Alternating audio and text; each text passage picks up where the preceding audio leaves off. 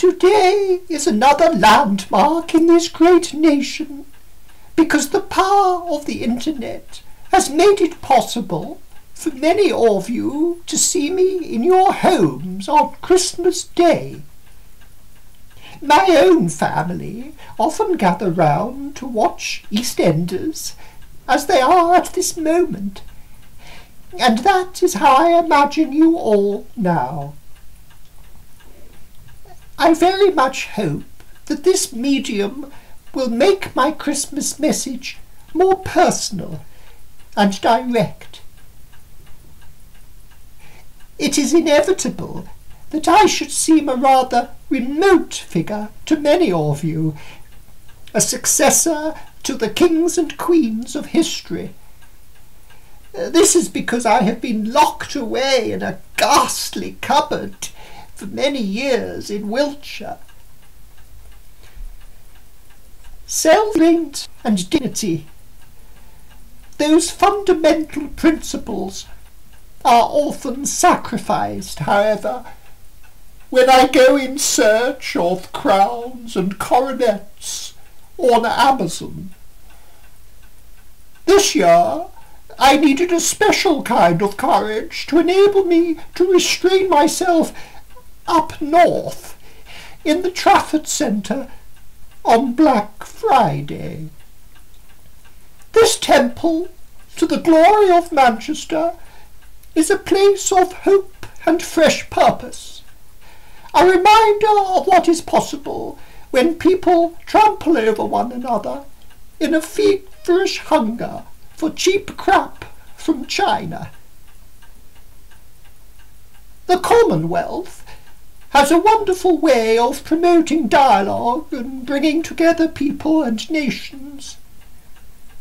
You remain common, and I remain wealthy. I had to mention that I always do this time with remarkable happened will remain vividly in my mind.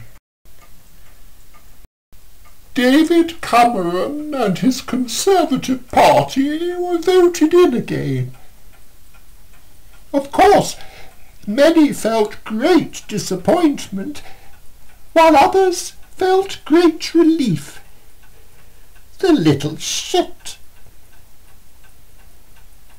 I have been deeply touched this year by my randy husband, a reminder to us all that even in the unlikeliest of people, hope can still be found. Aldi and Lidl have continued to be much of a German influence, so I purchased my Bombay mix, plum, tomatoes and Bovril from Asda. This year, however, we have all had to be brave and make sacrifices, as the carrier bag charges were brought in.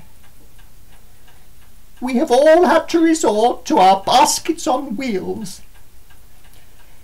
As I always carry my handbag, but never my purse, my husband pays and usually manages to say something inappropriate to the foreign girls on the counter. The dilemma always is whether to tip them or not. I usually go and wait outside in the car park and have a crafty fag. The bedroom tax has continued to hit those of us on benefits, so I've been obliged to turn all my bedrooms into hat boxes. That confused the council. The benefit cuts have forced me to cut back on staff. Camilla popped in twice a week to go round with the hoover and do some dusting, but oh, she's so slovenly. I don't know how Charles puts up with her. She didn't hoover into corners or behind the chaise lounge, so I had to run round afterwards, and you should see the smears she leaves on my mirrors. And last Thursday, Edward was on his hands and knees in front of the tall boy, picking up dog hairs from the carpet. Another magnificent event this year was the introduction of Windows 10. I had an update on my sat-nav app to find my way round the palace. Sadly, it never worked properly, and on my way to one of my bathrooms last week, I found myself about 3/4 of the way up the mall. Donald Trumpet has been trumping out of his arsehole again. Charles has been in Paris this year, single-handedly slowing down climate change by eating less artichokes. It is with great fondness that we remember the unfortunate incident on his birthday with an organic falafel. This year, too, I had the pleasure of knighting Lenny Harriet or Ainsley Henry or someone. As my husband says, they all look the same, don't they? And finally, a reminder as to what my lady-in-waiting, Lady Emily Jameson, is so fond of saying.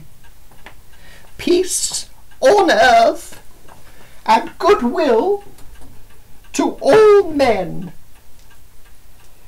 May I wish you all and your families a very merry Christmas.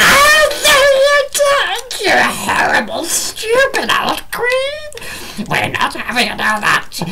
We're not having any happiness at this time of year. Oh no, we're not. Oh no, you stupid woman. Now, it's time for me to kill you. Oh yes! I'm going to kill you. Oh yes, I am. Oh, you stupid, stupid woman. Ah, eucalyptus here. Oh, oh my goodness! What's that? Oh no! Oh no! Not that! Anything but tinsel! Oh no! Oh!